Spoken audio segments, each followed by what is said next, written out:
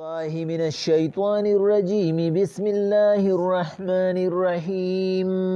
والله خلقكم من تراب الله غزات چې تاسو پیدا کړی د خاورنا ثم من نطفه بیا د نطفینا ثم جعلكم ازواجا بیا یې جوړ کړی تاسو جوړا وما تحمل من انثى ولا تزع الا بعلمه او حملنا الیو زنانا او نزی ګول کوي خو الله ته پتره وما يعمر من معمر او هاغه څوک چې عمر ولا سیوا کی الله ولا ينقص من عمره او چې کمیتی وکي الا في كتاب خطول موجود دی په کتاب کې ان ذلك على الله يسير او دا په الله آسان ده وما يستوي البحران نبرابريږي هغه دوه بحرونه هذا عذب فرات سائع شرابه یو خوږ دی مزیدار خوږ چې اسان دي تیرول د اوبو داغي وهذا ملح اجاج او بل تریخ دی او تریو دی ومن كل تأكلون لحما طريا وتستخرجون هلية تلبسونها او د دوانو نه تاسو د فیدی سيزونه اوچتوي چې خوري دنه میان تازه او را اوباسه دنه ملغلری د پاره د خایس خپل وتر الفلك فيه مواخر لتبتغوا من فضله او چلیږي پایږي کیشته چې تاسو تلاشو کې د تجارت ولعلكم تشكرون او چې د الله په انعامات شکر ادا کې یولج الليل في النهار ويولج النهار في الليل ننباسي شپه پرس کې او ننباسي رس پشپه کې لنډي او اوګدي وسخر الشمس والقمر تابع کړي دي حادمانی ګرځولي دي تاسو انسانانو نور اوس پګمه كل يجري لاجل مسمى هر یو روانه ده تر یو نیټه مقرره پوری ذالکم الله ربکم له الملك دا قدرتونو والستاسو رب دي دا اغباد شایدا والذین تدعون من دونه ما يملكون من قطمیر او هغه چې د ما سیوا د الله نه ذمہواران غنی تاسو اغي اختیار نه لري د یو معمولی ذری ان تدعوهم لا يسمعوا دعاءكم کرابلی اوریل نشکوله اوریدل نشکوله د بلن استاسو ولو سمعوا او فرض ک وورید مستجابوا لكم قبول والی نشکوله ويوم القيامه يكفرون بشرككم او بیا پرز د قیامت بستاسو د عبادت نه منکری ولا ينبئك مثل خبير او نشته د خبرداري ورکون کې پشان د اغډیر خبردار خوده الله پاک سورہ فاتر په دې روکو کې د خپل قدرت سنخي او ثبوتونه پیش کړي چې انسان دا خبره وره چې ته یو لیډر جوړې ته یو مشر جوړې ته یو امام جوړې ته یو رهنما جوړې نو ته به دا کوالټو ته ګوري چې دا سړی ز خپل مشر کوم د پسې بزر روانم د په طریقو بز زما د خېته بز خوا ما او بدو ته به بدوم نو چې پد کې هغه کوالټي لیکن زمونږ د انسانانو د ټولو نه لوی علمیه دارا چې مونږ د یو سړی کردار ته اخلاق ته نه ګورو چې دا څنګه کریکټر والا سړی دی مونږ د هغه په چغې پسیزو مونږ د هغه خپل شخصیت تم نه ګورو چې د خپل شخصیت څنګه دی زه د دنه تمه ساتم چې دی مال داو کی د په ذهن کې زما څومره عزت دی دا اسماعیلی فرقه والا بتاسو اوریدلی آغا خانیان چې وته وي د دې شیعاګانو یو زیلی ډله ده تفصیل پیدا کوم خو صرف تاسو ته پدې باندې پویوم چې کم انسان داسې دی چې هغه د خپل خواهش نه خپل مشر جوړ کړي نو دا یو داسې خلق دی چې دی الله مني خو ورپسې خپل امام مني ځکه چې شیعاګانو کې دا کنسپټ دی چې د دنیا کې 12 امامان دي او دغه 12 امامان د دنیا د هدایت لپاره دي نو په هغه کې د آغا خان چې کم دی دا دیل دی ایرانیانو یو تخلص ورکړی دی دا آغا دا پارسه ټکری نو اغي چې کم آغا خان دی آغا خان امام حاضر دی د الله نه پس که د هدایت سرچشمه ده نو هغه امام حاضر دی د اغي په مسلک باندې دا انسان چې زوامه خپل خواهش نه چې کوم دی نو الله وی خپل خدای جوړ کړي هغه داسي هغې وی یو حکم د الله منل دي او د الله نه پس که د هدایت سرچشمه ده نو زمونږ امام حاضر دی نو زمونږ د امام حاضر په مخ کې وی نعوذ بالله قرآن منسوخ دی آغا خانیان وی زمونږ امام حاضر یو تشریح وکړه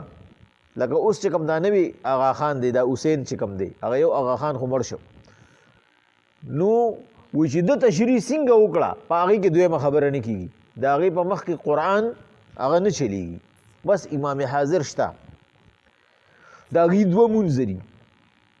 او د دوه مونځو دپاره هغې ته د اودس ضرورت نشته هغې وی زړه پاک دی وی بس خټه پاکه ده زمونږ په دې وجه باندې هغې نه غسل کوي او نه اودس کوي او د هغې په دین کې زکات نشته هغې کې سود دی هغې زکات نه پیژني هغې کاروباریان دي بس دا سود چې کم دی دا سود دا د هغې زکات دی په دې کې 10% چې کم دی نو ټورنټو کینیډا ته ځي هغه د امام حاضري د هغه خزانې ته ځي هغه د هر چا د هر یو امتي دغه نه به هغه ځي او د هغې نه علاوه چې کم دی په ښه کارونو کې لګوي مقصد مې په هغې باندې تنقید کول نه دي د هغې هغه ناکاره عقیده مې تاسو ته مخامخ کول دي د هغې خپل یو دین دی بس چې څه کوي نه هغه به کوي خو لکه دغه انسانان دي چې په هغې کې د غیر مسلمو سره د نکاح کولو کنسپټ چې کوم دی نه عام دی بس وي دا هم انسانان دي موږ هم انسانان یو بل چې یو مړی پکې وشي نو د مړي د بخانې څه طریقه ده بس هغې به د خپل خاندان نه پیسې راغونډي کړي امام حاضر له به ولیږي بس هغه وایي به دې ما وبخو بس وبخلی شي به ډایرکټ جنت ته ځي او د هغې د مسلک چې کوم سړی خلاف دی هغه د هغې په نیز باندې غیر مسلمه دی کافر دی دغه به جنت کې ځای نشته او یو ورځ چې کوم دی نو هغه د جمعې هغې هغه د خالي په ورځ باندې کوي او په هغې کې ښځې او سړي یو ځای وي چې یو بل سره مینه سیوا شي نو په هغې کې هغې یو ځای عبادت کوي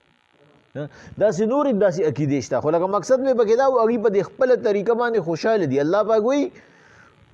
داسې خلک دی چې باوجود د دې نه چې هغې د چا نه غواړي د هغه په خپل ځان کې اختیار نشته او غواړي دې نه داسې زمونږ په خلکو کې هم دی الله پاک وایي پیغمبر علیهم الصلاة والسلام نو دې ته ووایه چې تاسو یو لیډر جوړوئ نه هغه به یو داسې لیډر وي او داسې رهنما به وي داسې د هدایت سرچشمه وي چې د هغې د پاسه سر نه وي لکه د الله ذات چې دی والله خلقکم من تراب تاسو یې د جنسه د خاورې نه پیدا کړی چې د هغې نه آدم بابا جوړ دی بیا د هغه خاورې نه چې کوم اجناس جوړ شوي دي د هغې نه د انسان هغه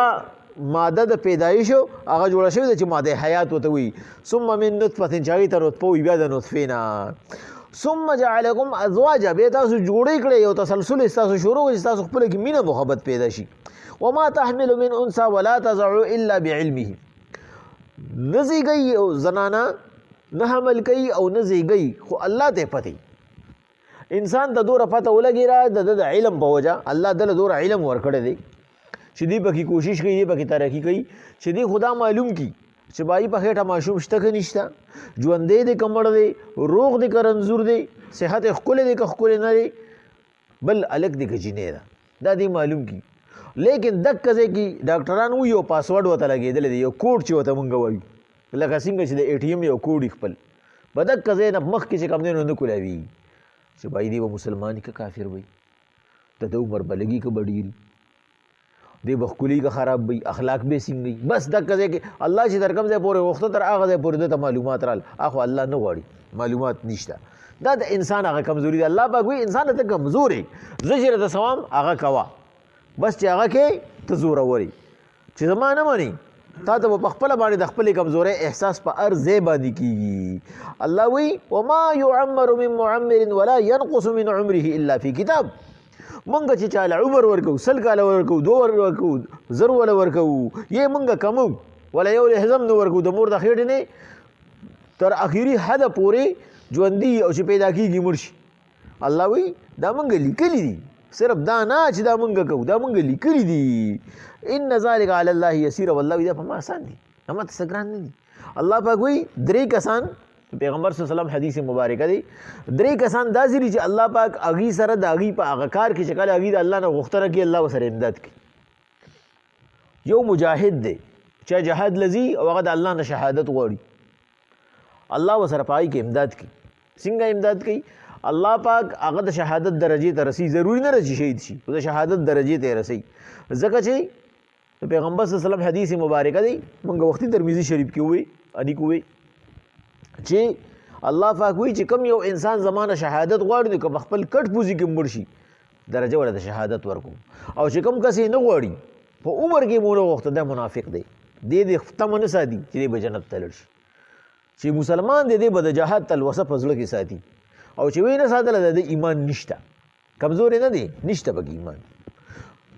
بل هغه کس دی چې هغه د یو کس سره ګیر دی په کرس کې، یعنی پخوا به وینځي غلامانو او اوس چې کوم دی نه موږ یې باغوان والو، او هغه وایي مالک ته وایي ما سره لیکل وکړه، ماله لږ میاد راکړه زه ځان خلاصوم. الله پاک وایي د باندې زکات هم کېږي، د باندې خیرات هم کېږي، د باندې صدقه هم کېږي، او الله وایي زه ورسره امداد هم کوم. بل ناکح هغه نکاح کوونکي چې هغه وایي خدای پاکه زه نکاح صرف په دې مقصد باندې کوم چې زه د ګناه نه بچ شم، ستا حدود رانه پار نه شي، ته ماله جوړه راکړي ځکه چې زما هسې نه زما نه ګناه وشي. الله وایي زه وله جوړه ورکوم، زه وله د هغې دپاره مدد هم ورکوم، زه وله جوړه هم ورکوم. خو چې کله په الله باندې غیر متزلزل ایماني او یقیني چې بھائی دا هر څه الله کوي، موږ بېګا ویلو چې د انسان دا عقیده جوړه شي هر څه الله کوي، بس الله که د هر ځای نه الله پاک به چې کوم دی نو هغه دله د ده باندې هلته کې تصور کیني، الله به ورته د هغه طرف نه ورکړه کوي. الله پاک وایي دا ما باندې اسان دي. وما یستوي البحران برابر نه دي هغه دوه دریابونه، کم هذا عذب فرات صایع شرابه وهذا ملح اجاج، یو هغه خوږ مزیدار خوږ، ډېر خوږ نه مزیدار خوږ چې اسانې دي، صایع چې اسانې دي شرابه سکل د هغه، وهذا ملح اجاج او بل تریو تریخو. مفسرین د دې نه ښکلې معنا لي، د دې نه مقصد یوازې دریاب نه دی حقیقت کې، د دې نه مقصد د دې خوږ نه مقصد مسلمان دی چې د هغه هر چا سره دوستي ده، هغه د انساني حقوق پیژني، هغه د الله پاک هغه احکاماتو د لاندې زندگی تیری. الله وایي ته په ځمکې والا رحم وکړه، اسمان والا په تا رحم وکړي. هغه خوږ دی، هغه چې چاته مخامخ شي دوه خبرې وکړي د سړي غړو جوړ کړي. او دا تریو تریخ څوک دی؟ دا منافق دی. دې ستا ته په خوله یو څه وي، پړه کې راته بل څه ساتي، دلته راته ښه ښکلې خبره وکړي نو خو چې ستا نه لږ غونته کې اخوا شي د هغې مخالفتو کې خپې د لږ وي. لکه امام ابن الجوزي چې کوم دی نو په خپل کتاب کې لیکي، دا خو ګڼ کتابونه دي، په خپل کتاب کې لیکي، دا کتاب نوم دې وخت کې زما د ذهن نه وتلی چې انسان پوهه انسان هغه دی چې الله پاک په احکاماتو کې دننه زندگی تېره کړي. او د الله احکامات څه دي؟ د الله د ټولو نه لوی حکم دا دی چې خور له حصه ورکړه، مور له حصه ورکړه، د ښځې د حقوقو خیال وساته، د وروڼو د حقوقو خیال وساته، د ګاونډیانو د حقوقو خیال وساته، او د انسانیت د حقوقو خیال وساته. نو دې څه کوي؟ دا مولیان په خپله باندې وایي چې په دین کې زمانم چې د خور عیسه شته او د مور عیسه شته او د لور عیسه شته، خو په پښتو کې نشته. زمونږ مولیان یې په خپله نه مني. نو چې مولا یو کار نه کوي نو همې بیا څنګه وکړي؟ موږ به څنګه تا ته به زه څنګه ووایم چې زه په خپله خور له عیسه نه ورکوم، زه په خپله لور له عیسه نه ورکوم؟ نو هغه یو واقعه لیکي، یو وړه غونته نکته لیکي. هغه وایي یو سړی و د هغه څلور زامنو او د هغه څلور جریبه ځمکه وه،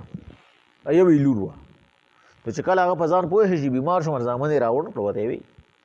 زما څلور جریبه ځمکه ده، تاسو مې څلور زامن یې، لور مې د خاندان نه بار واده ده، نو که لور له عیسه ورکوم ځمکه مې د خاندان نه بار وځي. دا زموږ د پښتنو نظریه هم ده. نو بس دا څلور واړه جریبه ځمکه و په تاسو پسې وخېږو، زامنو پسې وخېږوله، لور یې دقه شانتې پرېښوده لکه دا لور اړو د وینه نه. دا موږ پښتانه نه منو، دا منو چې دا زما لور ده، خو دا یې نه منو چې دا زما وینه ده. لکه زما د وینه کې چې څنګه زما دا زوی شریک دی، داسې زما لور هم شریکه ده. او دغه مثال چې کوم دی نو زما د خور هم دی، چې زه خور په باره کې هم زه دا نه منم. نو چې کله هغه وفات شو، راویې اخیسته، جنازه یې وشوه، دفن لی وړه، یو کس وله مخې ته راغی، هغه ورته وایي د باندې زما 100 لکه روپۍ دي، دا کټ کې دی، ما له خپلې 100 لکه روپۍ راکړې، دې خښوې. هغوی ورته وایي دې خښو درکوو دله، هغه ورته وایي چې دې خښ کې ما له بیا د کوم ځای نه راکوې، اوس به درکې لغونته کې شرم او حیا یي چې پلار ته دغه شانتې پروت دی، نو ما له خپلې 100 لکه روپۍ راکړې، کېدی دا کټ ما له خپلې 100 لکه روپۍ راکړې. استا مې ورپسې راوښکو، ورته موږ ته وصیت نه دی کړی، ورته ما سره وصیت کړی دا لیکل دی را سره کړي 6 لک روپۍ. کټ کې خو د په ځای باندې ورونه په سلا شو. یو ورته وی حجرې بیتاله درکړې ده، بل ورته حجرې بیتاله 4 حجرې به دي، او په دې باندې چې دا 4 حجرې به مونږ خرڅ کړو، د پلار کټول نه نو چې لږه لږه دې ورکو نو د پلار قرض مو پې خلاصېږي، نو حیا کې به راشو. نو هغه یو ورته وي زما نه خو سیوا نه ده ورور، ما خو بې روزګار شروع کړی، او بل ورته وي زما نه سیوا نه ده. 4 واړه چې کوم دی نو بس هغې یو بل سره صرف سلاګانې مشورې کولې. دې کې یو کس راغی، هغه ولې کالي راوړو او کالو سره څه پیسې مو وي او ورسره خط مو راغی، هغه له یې ورکړو. ورته یې وي دا ما له یو زنانه راکړې دي، هغه وایي چې دا زما پلار دی. دې کس ته ووایه چې خدای ته وګوره، رسول ته وګوره، زما دا کالي مې حساب کړه، زما دا پیسې مې حساب کړه، چې څه پاتې شي د هغې هم زه ذمهوار یم، خو زما دا پلار پرېږده چې ښخ شي، شرمېږو پرې، دا زما دي او زه به یې خلاصوم. بس هغه ترېنه هغه واغسته، زامنو یې لغونته کې تندیرون شو. او ورته وی دا 6 لکه روپۍ زما په ده نه دي، دا 6 لکه روپۍ په ما دي د دې مړي. خو هغه ما ته ویلي چې کله زه وفات شم ما زامنو له حصه ورکړې ده، لور له مې نه ده ورکړې، لور له مې دا ایښي، دا مې جدا کړي دي مسلمانو، دا 6 لکه روپۍ مې لور له جدا کړي دي. خو دا د لور به مې دا هله هغې رسي چې که زما د زامنو په ما ننګ ونه کو، که زامنو کې را سره د چا مینه وي دا 6 لکه روپۍ مې هغوی له ورکړه. لور ما سره بیا مینه نشته نو بیا ما ښه کړي دي، که زامنو راله قرض خلاص کو هغوی له یې ورکړه، او که زامنو کې مې حیا ني دا ټولې زما د لور دي. نو دا ټولې دا 6 لکه روپۍ دي، بس هغوی دقه شانتې ورته د پښتنو خبره واضح خوله ورته پاتې شو. کالي مو له واپس لړو، ولې چې د الله پاک د طرف نه ستا اولاد دی، نو د اولاد د مور پلار سره یو شانتې مینه پکار ده. خو چې کله ته په لالچ راواړې نو هغوی صرف لالچ سره مینه شي او ستا مینه د ذهن نه وځي. الله پاک وایي پیغمبر علیهم الصلاة والسلام دغه مثال چې کوم دی نو د دې تریو او د تریخ دی، د دې کې به درته مثال درکوم. نو وایي دا مسلمان چې دی دا خوږ دی، او دا منافق چې دی دا هغه تریو او تریخ دی. دې چې کوم دی نو د خپل منافقت دا منافق چا ته وایي؟ خودغرضه ته وایي. ومن كل تاكلون لحما طريا وتستخرجون حليه تلبسونها. او دا دواړه دریابونه چې دي دې کې تاسو ته